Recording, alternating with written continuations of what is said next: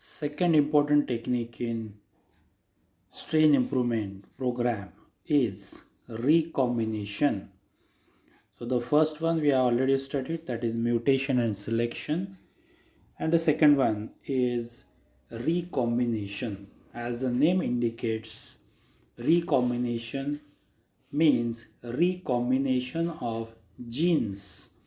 So genes from different origin can be combined into a single host cell for this possible expression, that is called as recombination. So this is also called as application of recombinant DNA technology. So that is a part in recombination. However, recombination is possible by several techniques like transformation, uh, transduction, and conjugation, protoplast fusion, parasexual cycle, etc. And the advanced techniques is application of recombinant DNA technology, that is genetic engineering. So this is in vitro technique, and transformation, conjugation, transduction, these techniques are in vivo technique. So the advanced technique is recombinant DNA technology. So there is transfer of DNA between different species of bacteria that has achieved experimentally using both in vivo and in vitro techniques, as I mentioned. So genetic material from one species may be incorporated into the another species where it may be expressed. So in this case, not only transfer is important, transfer of genes is important, but the expression of that gene in different host is also equally very important. So these are the in vivo techniques, means natural phenomena, that is transfer of genetic material through phage particles, which is called as transduction. So phage, bacteriophages are used for the transfer of gene from one bacterium to another bacterium. And when it transfers, when phage infects a particular host cell, so it combines, it gets incorporated into its genome, gets incorporated into the chromosomal DNA of bacterial cell. And whenever lytic cycle happens, so this genome of phage, it is removed, and while its removal, it takes away some part of chromosomal DNA as well, and then this chromosomal DNA is carried away along with bacteriophage. And when this bacteriophage, it reinfect a new host cell, again it is responsible for transferring this genetic material into the another bacterial cell, and this is how the recombination occurs. But this process is a natural process and it is a random process. Random process means you may get mutants or you may not get desirable mutants. In vitro technique is a better advanced approach, that is insertion of DNA into the vector. The first step is isolation of gene of our interest from any organism. It may be animal cell, plant cell, bacterial cell, fungal cell, or any eukaryotic or prokaryotic organism. And then that foreign DNA is inserted into a carrier or a vector, that is plasmid, and then this vector is transferred into a bacterial cell or a yeast cell or the organism of our interest, that is host cell, where this extra DNA is transferred into recipient cell and where it is expressed. So expression of genes is very important in recipient cell. This is the protocol for the recombinant DNA technology. This is just for your information that we already you must have already studied this. So you can see that this is plasmid. This is the plasmid DNA.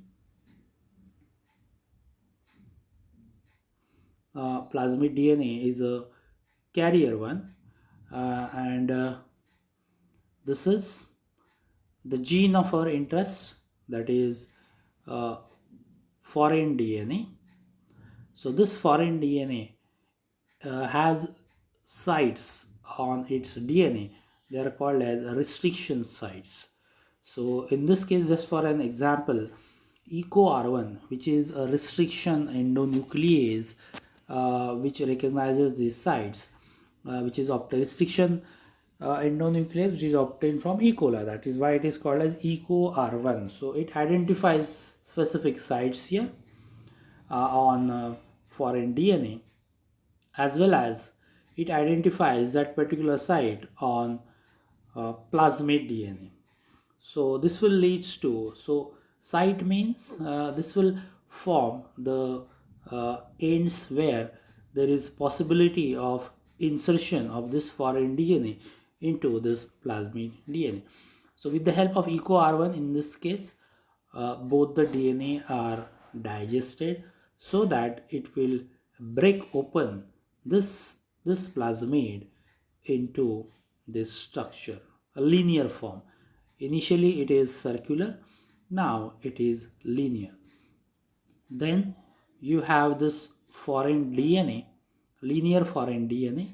So this linear foreign DNA, it then gets annealed with this plasmid DNA, that leads to formation of this recombinant plasmid. Why recombinant plasmid? Because it contains this foreign DNA and this is the plasmid DNA. So again this leads to formation of a covalently closed circular structure. So this is how plasmid is now carrying foreign DNA, and that is why it is called as a carrier or vector. Then this plasmid is transferred into a host cell. This is the chromosomal DNA of a bacterial cell. Say for example, it is transferred into E. coli. So it is transferred into E. coli. Now this is present in cellular cytoplasm. So this plasmid DNA has ability of auto replication. So it is independent of chromosomal replication. So it can make its multiple copies on its own. So its replication is independent of chromosomal DNA's replication. So you can see in the next picture that there are multiple copies of plasmid DNA, you can see here, whereas the chromosomal DNA is single one. That means the replication of plasmid DNA is independent of replication of chromosomal DNA, and this is how when this organism multiplies, it leads to formation of multiple bacterial cells containing multiple plasmid DNA carrying foreign gene. When this foreign gene is expressed, it leads to formation of products. This is the product, and this is a protocol for recombinant DNA technology or genetic engineering, what we have studied earlier. So once the desired gene has been introduced into the recipient cell, the problem of expression of gene, it arises. This is particularly difficult when eukaryotic gene is introduced into a bacterium. So this is very important. The origin of the gene is eukaryotic and you want to express in bacterium. So the systems are different. Eukaryotic system is different, prokaryotic system is different. Therefore, there are problems in the expression of genes. So which is a very important matter to be considered. However, there is a solution, that eukaryotic gene expression in prokaryotic cell. Uh, the problem is because of differences in the structure of eukaryotic gene. Now, what is the difference? The difference is that eukaryotic DNA, it is made up with introns and exons.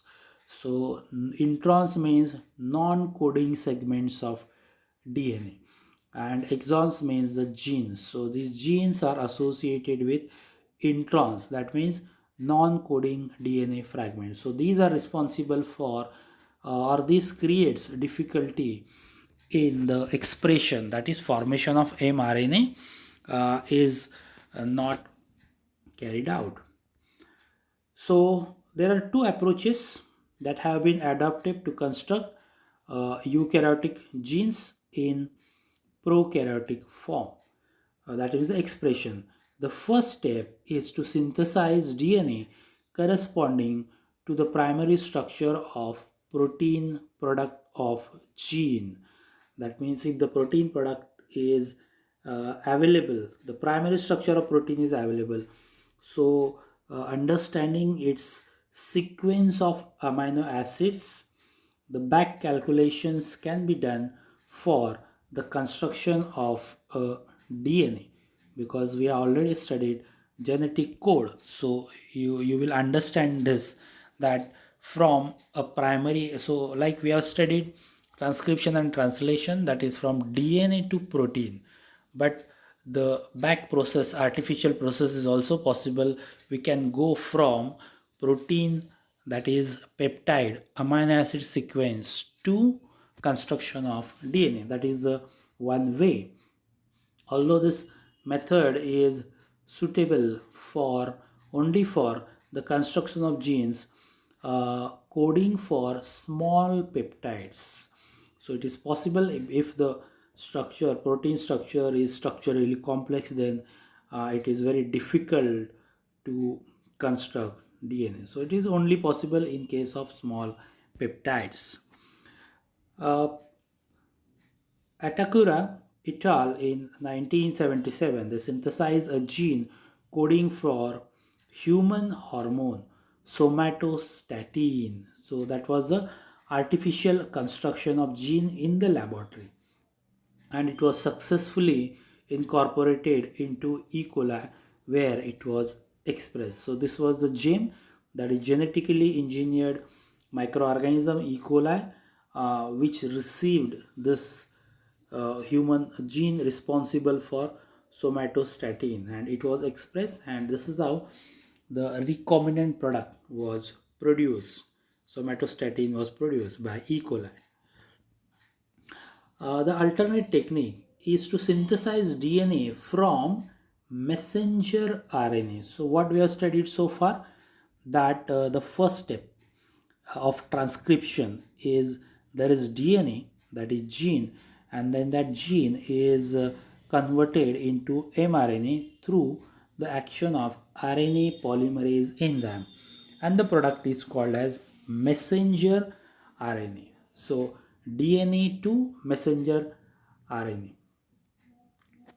So here what is suggested, that we can go from messenger RNA to DNA. Why it is important? Because so construction of DNA from messenger RNA corresponding to the gene using the enzyme. So the enzyme responsible for DNA to mRNA synthesis is RNA polymerase, and when we go from messenger RNA to DNA, it is called as reverse transcriptase. This enzyme is responsible for making of DNA from RNA, which is present in some viruses which are called as retroviruses.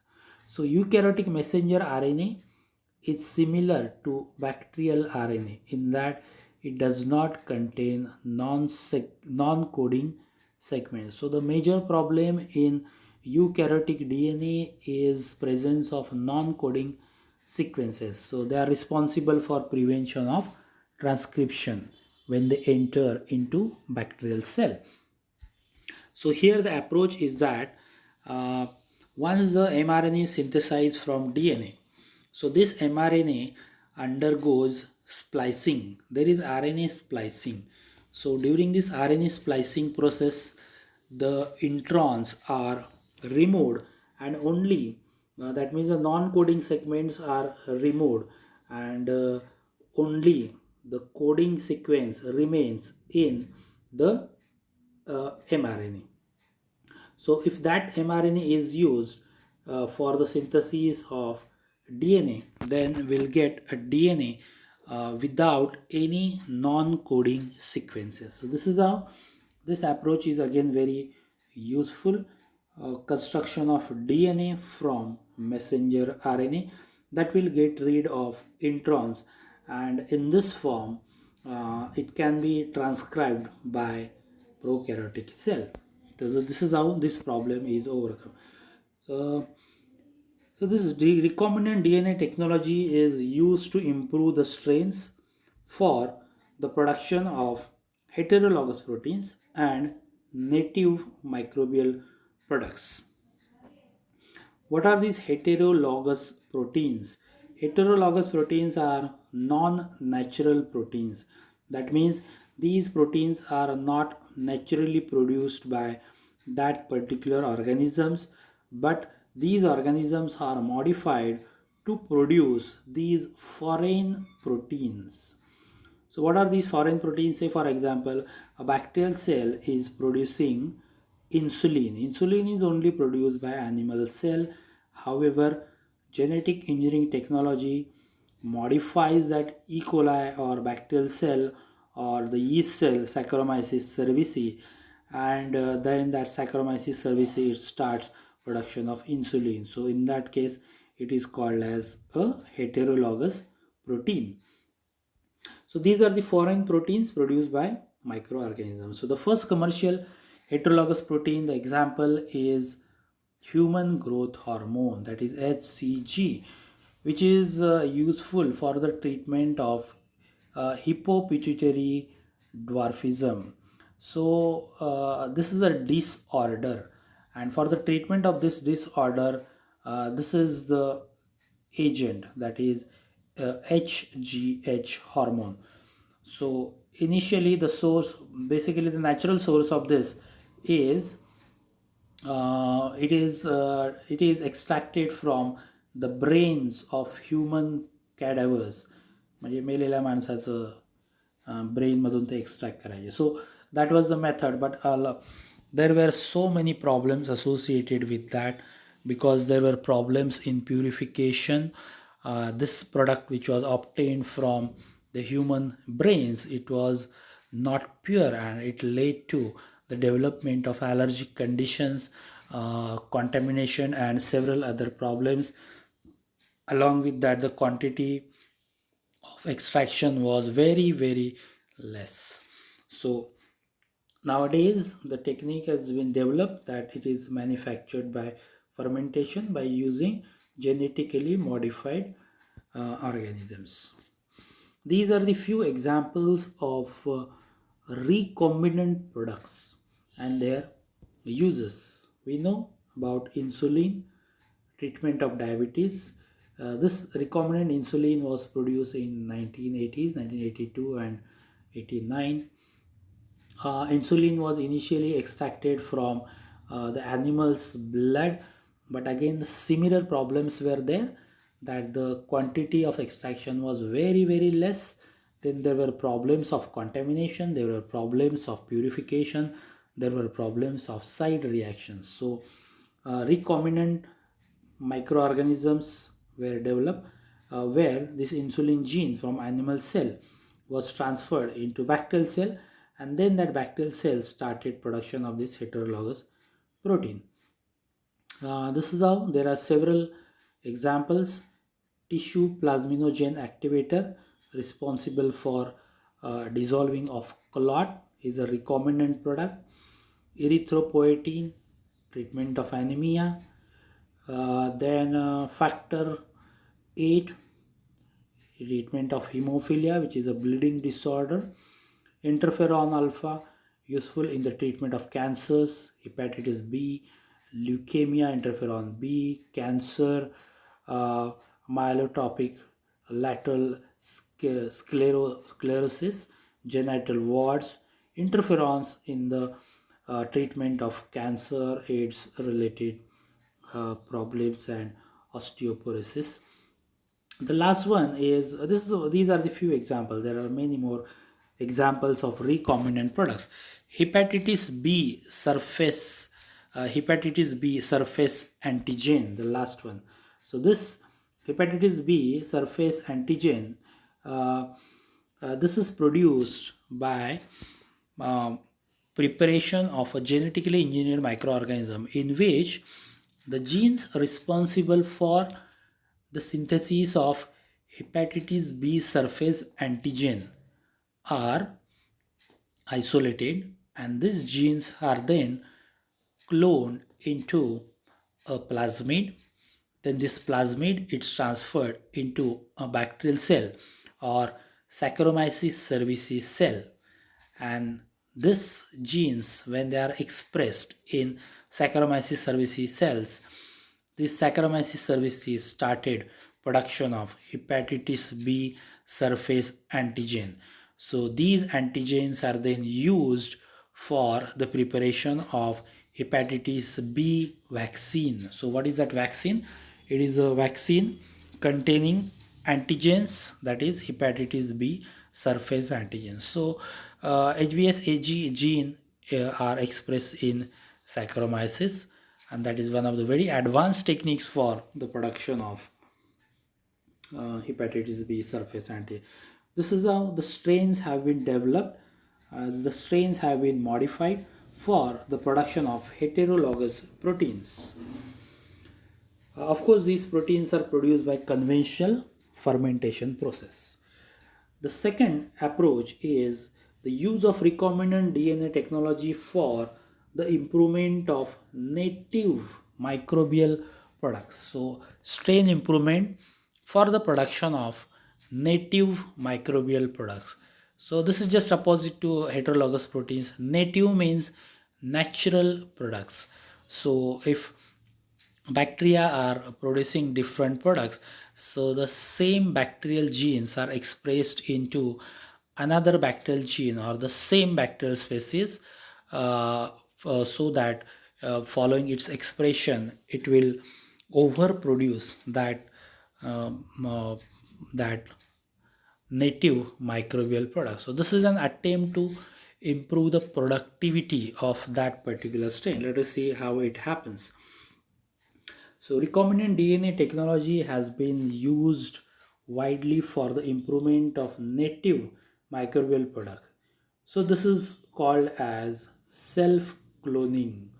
That means the approach is that the gene from one bacterial cell or the bacterial producer is isolated.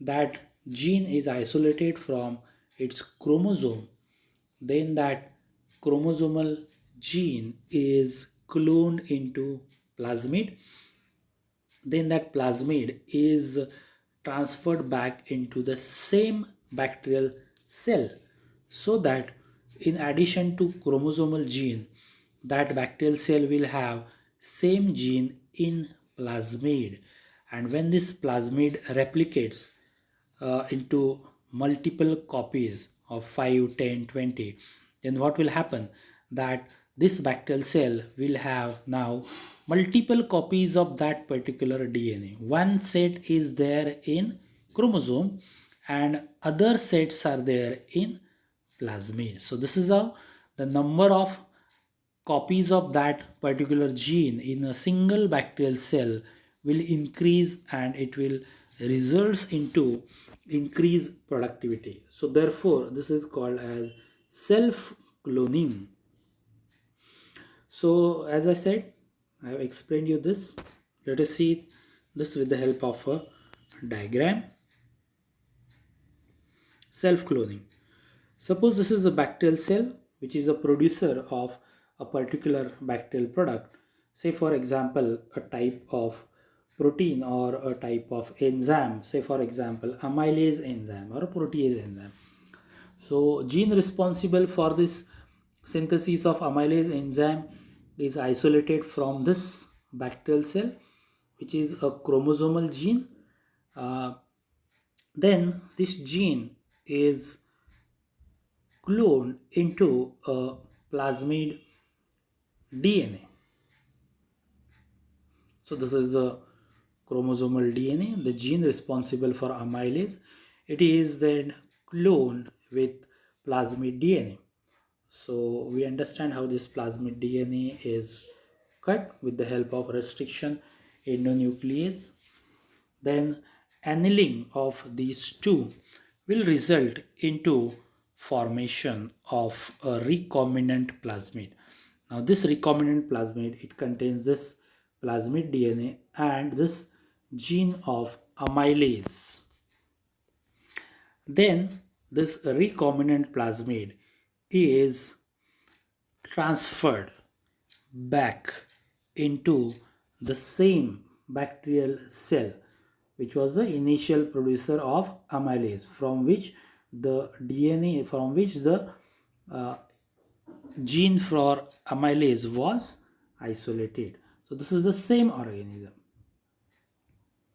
As a result of transfer of this recombinant plasmid into the same bacterial cell, it will result into a recombinant. But in this case, only the difference is that this plasmid is not carrying any foreign DNA. This is not foreign DNA. This DNA is a self DNA of this bacterial cell.